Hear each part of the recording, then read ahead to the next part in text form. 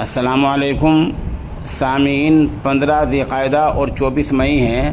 خبر کا عنوان ہے دیش شریعت سے نہیں چلے گا۔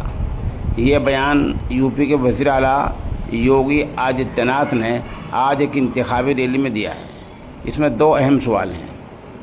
یوگی جی سے کوئی پوچھے ان کو کس نے کہا ہے کہ ہم دیش کو شریعت سے چلانا چاہتے ہیں؟ کہنے والے کون ہو سکتے ہیں؟ ظاہر سی بات ہے، مسلم پرسنل لاء بورڈ، جامعۃ علماء ہند، دارالعلوم دیوبند، ندوہ، مظاہر علوم، یہ اور اسی طرح جو قابل ذکر ادارے ہیں، مراکز ہیں، دینی سینٹر ہیں، کیا ان میں سے کسی ایک نے آپ کو بولا ہے کہ دیش ہم شریعت سے چلانا چاہتے ہیں؟ ظاہر سی بات ہے کسی نے کہا ہی نہیں ہے، تو یہ آپ کی بے وقت کی راگنی ہے اور ایک طبقے کے ووٹوں کو بٹورنے کا اوچھا ہتھ کنڈا ہے۔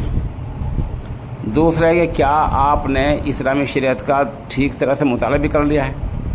ہمارا ماننا ہے اس طرح کے بیانات آپ سمیت جو لوگ بھی دے رہے ہیں انہوں نے اسلام مذہب کا مطالعہ سرے سے نہیں کیا ہے۔ اسلام امن و شانتی کا مذہب ہے، امن کا پیغام دیتا ہے۔ اسلام مذہب میں سرے سے ایسی کوئی بات نہیں ہے جو امن اور شانتی کے خلاف ہو۔